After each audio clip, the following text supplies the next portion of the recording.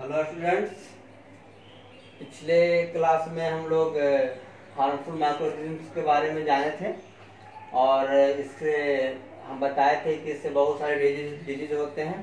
तो कुछ आपको यही बताए थे कि माइक्रोऑर्गेनिज्म जैसे बैक्टीरिया, फंगी, प्रोटोजोआ जैसे हमारे लिए यदि यूजफुल है तो हमारे लिए हार्मफुल भी है।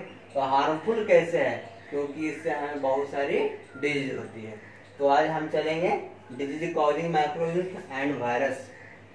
तो अभी हम बता रहे थे माइक्रो ऑर्गेनिज्म में हम बताए थे आपको कि बहुत सारे सूक्ष्म जीव ऐसे हैं जैसे बैक्टीरिया, फंगी, प्रोटोजोआ, वायरस। इससे सेवर डिजीज होता है। सेवर डिजीज मतलब जानलेवा बीमारी भी होती है। तो अभी आपको बताए थे कि डिजीज माइक्रोऑर्गेनिज्म से होने वाली डिजीज जो है वो क्या क्या है।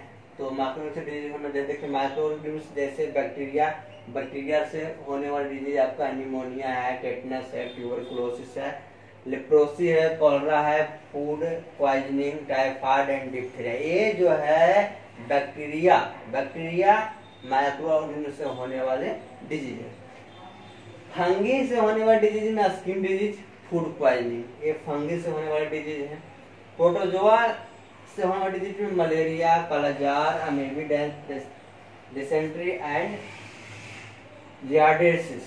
उसके बाद वायरस से होने वाली डिजीज में chicken pox, leukaemia, AIDS, measles, chicken conjunctivitis, rabies, dengue, hepatitis, ये सभी जो है वायरस से होने वाली डिजीज है। अभी आप लोग वायरस के जब आ गए नाम, तो अभी आप लोग हाल फिलहाल सुन रहे हैं कोरोना वायरस। कोरोना वायरस क्या है? यही वायरस है जिससे होने वाली डिजीज, वह भी जानलेवा डिजीज है कोरोना वायरस। और जो अभी कोविड-19 जो है वायरस है और उससे जो डिजीज हो रहा है उसका नाम है कोरोना।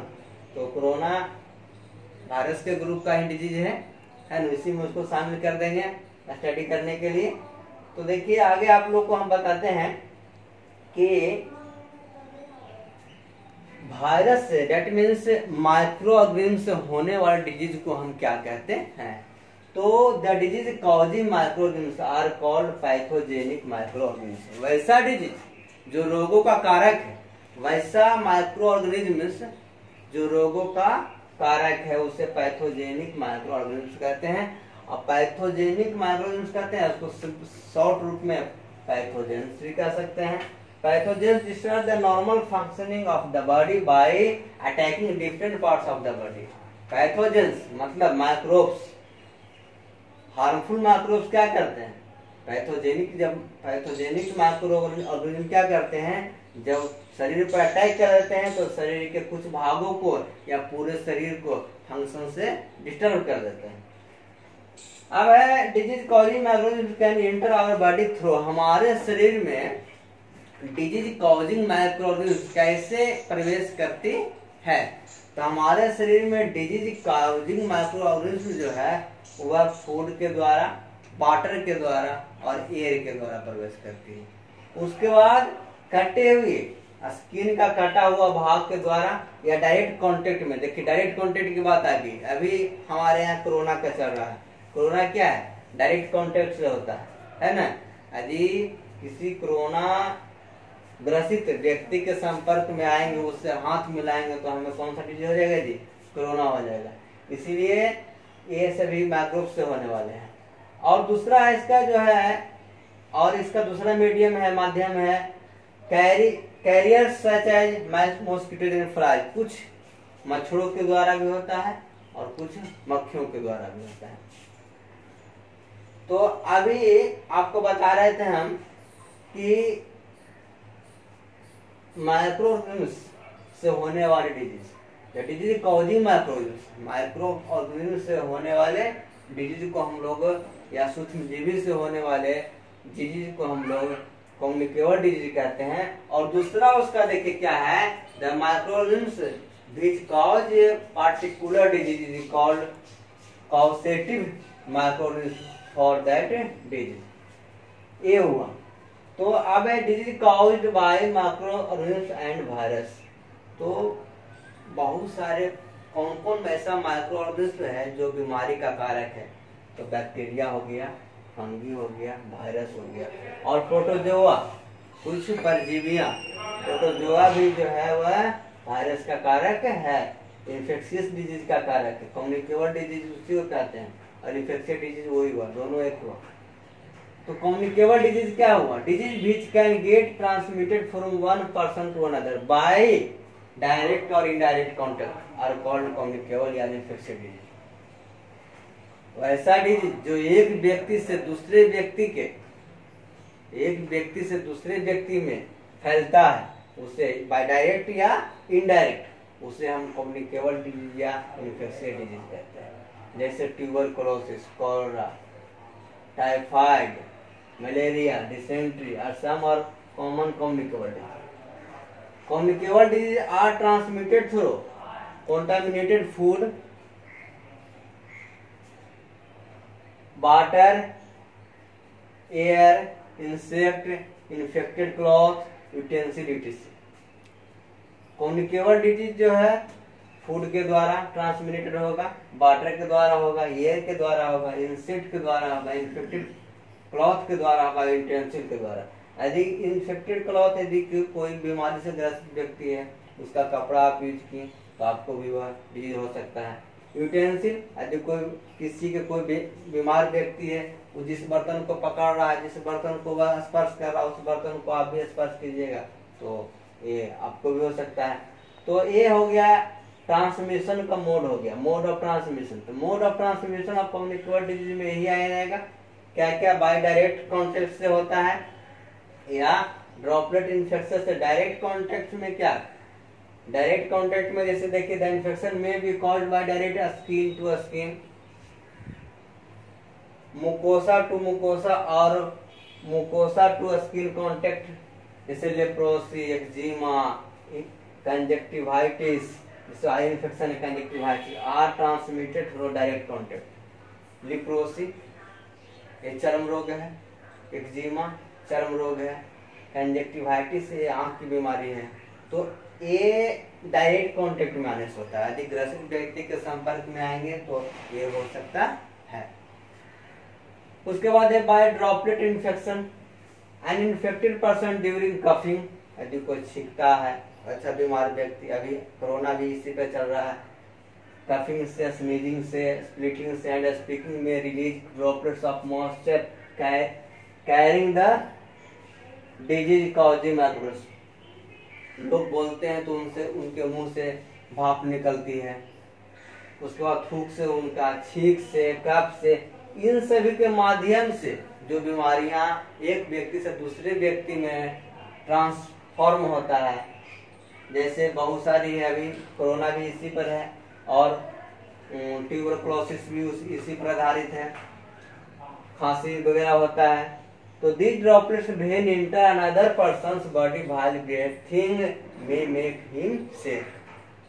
यदि कोई व्यक्ति आपके सामने छींकता है, आपके सामने खांसता है, आप जहाँ रह रहे वहां पर थूक रहा है, या उसकी आवाज जो बोल रहा है उससे जो भाप निकल रहा है आपको मुंह में जा रहा है, तो उससे भी आपको बीमारियां हो सकती है।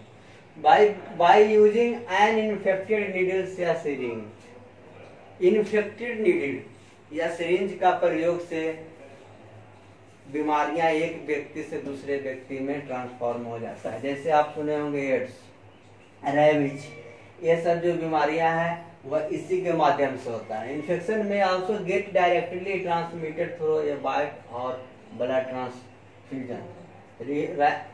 Rabies virus enter the man's body by a dog bite. जब कुत्ता काटता है तो किसी भी मनुष्य को जब कुत्ता काटता है तो रेबीज वायरस डायरेक्टली मैन में प्रवेश कर जाता है और उससे उसकी रेबीज की बीमारी हो जाती है। एड्स वायरस में enter the body of a person during blood transfusion if the blood donor is an infected person. यदि कोई ब्लड डोनर वायरस से ग्रसित है और उस ब्लड को दूसरे व्यक्ति में ट्रांसफॉर्म कर दिया जाता है, ट्रांसफ्यूजन कर दिया जाता है, तो वह व्यक्ति भी एड्स से ग्रसित हो जाएगा।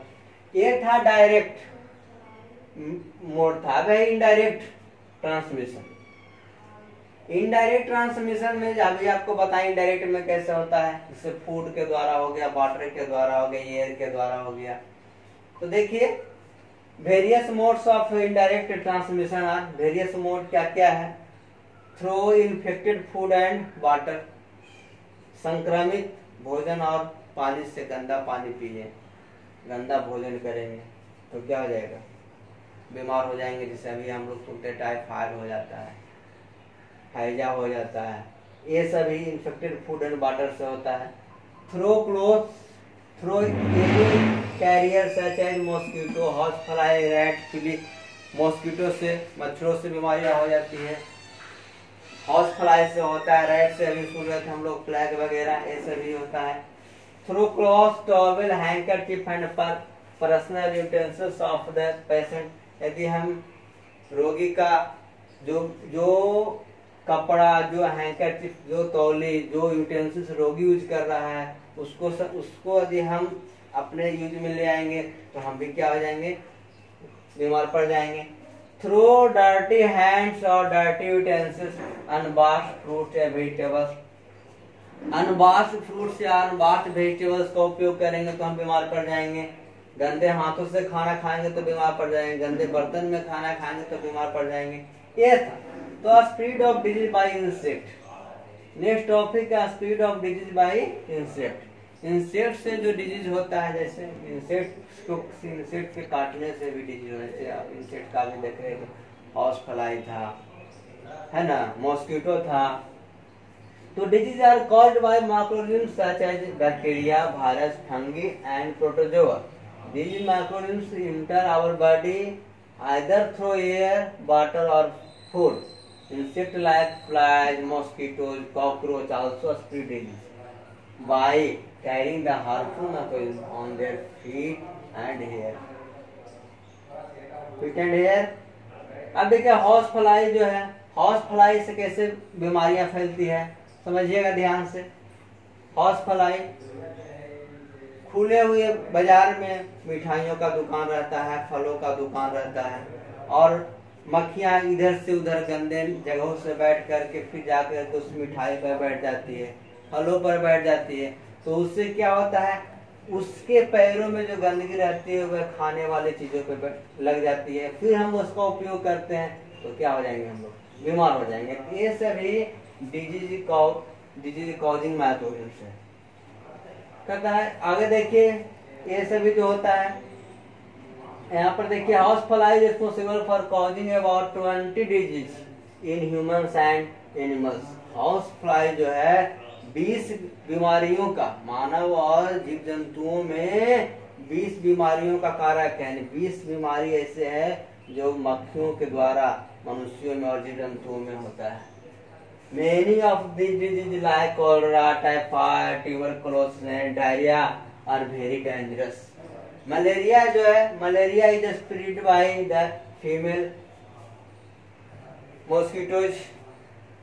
Malaria is caused by the protozoa Plasmodium, protozoa Plasmodium. Malaria जो है मादा एनोफ्लिज मच्छर के द्वारा फैलता है, मादा एनोफ्लिज मच्छर के द्वारा फैलता है। ये प्रोटोजोआ में आता है। मादा एनोफ्लिज मच्छर प्रोटोजोआ ग्रुप का है, मैक्रोस्फेर प्रोटोजोआ का। When a female एनोफ्लिज suck the blood of N infected person, जब मादा एनोफ्लिज मच्छर किसी इन्फेक्टेड पर्सन के ब्लड को सक करता है, फिर दूसरे व्यक्ति को यदि वह सक करता है तो क्या हो जाता है? वह आदमी भी उस बीमारी से ग्रसित हो जाता है। अभी आप लोग सुन रहे होंगे डेंगू का। डेंगू जो है वह डेंगू वायरस से होता है। इसमें लेकिन ये क्या है? फीमेल एडिज एक मॉस्किटो है जिसके द्वारा वह डेंगू डिजीज हो रहा है। ये सभी था, बहुत सारे डिजीज हैं जो माइक्रोब्स के द्वारा होता है। कॉकरोच एंड मॉस्किटो के द्वारा बहुत सारे डिजीज एक व्यक्ति से दूसरे व्यक्ति में ट्रांसफ्यूज होता है। अब यहाँ पर एक चार्ट दिया गया है आपका कि डिजीज है किस माइक्रोब्स के द्वारा होता है, उसका ट्रांसमिशन का मीडियम क्या है और उसका प्रिवेंटेशन हम कैसे करेंगे, कैसे उसका बचाव करेंगे। इस चार्ट को देख लीजिए। कोलेरा जो है और बैक्टीरिया के द्वारा होता है। कोलेरा डिजीज जो है वह बैक्टीरिया के द्वारा होता है। इसका मीडियम में वाटर एंड फूड यानी कि पानी के द्वारा और भोजन के द्वारा होता है। इसमें देखिए, do not allow dirt water and dust to accumulate in our surroundings. इसका मतलब है कि हमें अपने आसपास गंदगी को एकत्र होने नहीं देना, गंदे पानी को एकत्र होने नहीं देना। यदि यह रहेगा तो उससे कॉलरा डिजीज हो जाएगा। ट्यूबरकुलोसिस भी बैक्टीरिया से होता है। इसका मीडियम है एयर, हवा के द्वारा होता है। इसके लिए हमें BCG का वैक्सीन दिया जाता है। टाइफाइड भी बैक्टीरिया से होता है। इसका मीडियम है water, air. A human waste and other extra etc. should be disposed of in a pit far away from the water source and covered with sand. देखिए होता है कैसे टाइफाइड, यदि हम लोग खुले में शौच करते हैं तो पानी के किनारे तो वह गंदगी पानियों में चला जाता है, जिससे कारण क्या हो जाता है, पानी वहाँ का गंदा हो जाता है। अब यदि उसमें स्नान करेगा मवेशियों को या पानी उसका यूज करेगा तो टाइफाइड हो जाएगा, यानी गंदे पानी से टाइफाइड होता है। बहुत सारे डिजीज हैं। कॉमन कोल्ड वायरस से होता है, मीडियम एयर है, चिकन पॉक्स भी वायरस से होता है, पोलियो वायरस से होता है, ये सब तो बता चुके हैं। इसका मीडियम है। तो आपको जो यहाँ पे टेबल है, जो चार्ट है, इसको फिर से एक बार देख लेना है। ये चार्ट आप लोग को उपलब्ध करा दिया जाएगा, इसको देख लेना है फिर से डिटेल्स में। अब prevention of disease caused by microorganism and virus. Virus और माइक्रोब से होने वाले जो डिजीज है उससे हम लोग सुरक्षा कैसे करेंगे, बचाव कैसे करेंगे। तो इसके लिए है कि हमें सबसे पहले तो हमें केयरफुल रहना है। हम लोग जितना अधिक केयरफुल रहेंगे, सावधान रहेंगे, उतना ही हम लोग सुरक्षित रहेंगे। जैसे अभी कोरोना का जो चल रहा है, हम लोग stay home and stay safe, है ना जी। घर पर रहेंगे तो सुरक्षित रहेंगे, इसलिए हम लोग क्या करेंगे, अपना केयरफुल, अपने आप को सावधान स्वयं रखेंगे। By taking proper medicine to kill the disease causing microbes. यदि कोई डिजीज हो गया है तो उसके लिए प्रॉपर मेडिसिन लेंगे। By killing the carriers of the disease causing microbes, by preventing the growth of microbes around our house, by protecting the food from contamination. मतलब हमें गंदे खाने से बचना है, अपने आसपास साफ सफाई रखना है, ग्रसित लोगों से, बीमार लोगों से दूर रहना है। यदि किसी को सर्दी खांसी हो गया तो ऐसे व्यक्तियों से हमें दूर रहना है। तो हम क्या करेंगे जी, अपने आप को सुरक्षित रख सकते हैं। यहाँ पर कुछ टिप्स दिए गए हैं। द फॉलोइंग सजेशन में prove helpful in the prevention of disease caused by microorganism. Microorganism से होने वाले डिजीज से कैसे आप सुरक्षित रहेंगे, तो इसके लिए बहुत सारे यहाँ पर पॉइंट है। इसको आप मेंटेन कीजिएगा तो आप अपने आप को सुरक्षित रख पाइएगा। जैसे आप देखिए है कि मेंटेन योर पर्सनल हाइजीन, अपना स्वच्छता का ख्याल रखना है जी। डेली स्नान करना है, साफ कपड़ा पहनना है। कीप योर हाउस, अपने घर, अपने आसपास को साफ रखना है। जहाँ पर हम रहते हैं उसको सुंदर बना कर रखना है, कचरे नहीं फैलने जमा होने देना है। उसके बाद do not let the garbage, kitchen waste, etc and sewage collect and stand at any place. किसी जगह पानी जमा होने नहीं देना है। यदि कहीं पर नाली वगैरह टूटा फूटा है तो उसका ध्यान रखना है। किचन वेस्ट को अच्छी जगह थ्रो करना है, डस्टबिन में थ्रो करना है। ये सब है। क्लीप योर नेल्स रेगुलर, अपने नाखून को रेगुलर साफ करना है, काटना है। ऑलवेज यूज क्लीन वाटर, हमेशा शुद्ध पानी, साफ पानी पीना है। हमेशा अच्छे भोजन करना है, सही समय पे भोजन करना है, ढका हुआ भोजन करना है। भोजन को खुले में नहीं रखना है, बर्तन को साफ रखना है। खाने के पहले, खाने के बाद अपने हाथ को ये सब साफ करना है। और ड्रिंक वाटर और प्यूरिफाइड वाटर, संभव है तो पानी को बॉयल करके पिए, नहीं तो प्यूरिफाइड वाटर का उपयोग करें। और पार्टिकुलर ड्यूरिंग रेनी सीजन में तो ज्यादातर कोशिश करें कि पानी को बॉयल कर लें, क्योंकि इससे हम लोग क्या रहेंगे जी, सुरक्षित रहेंगे। एक कुछ था कॉमन टिप्स था जिसको अपना करके आप अपने आप को स्वस्थ रख सकते हैं। खास करके देखिए, जहाँ तक इन्फेक्शन की बात है तो बच्चे पर हमेशा ध्यान देना है कि बच्चे को माइक्रोऑर्गेनिज्म का अटैक ज्यादा आता है। बच्चों पर माइक्रोऑर्गेनिज्म ज्यादा संक्रमण फैलाते हैं, इसलिए बच्चे को हमेशा ध्यान केयर करना है। Do not defecate and do not let others to defecate in the open. Children should be immunized against all children disease at the proper time.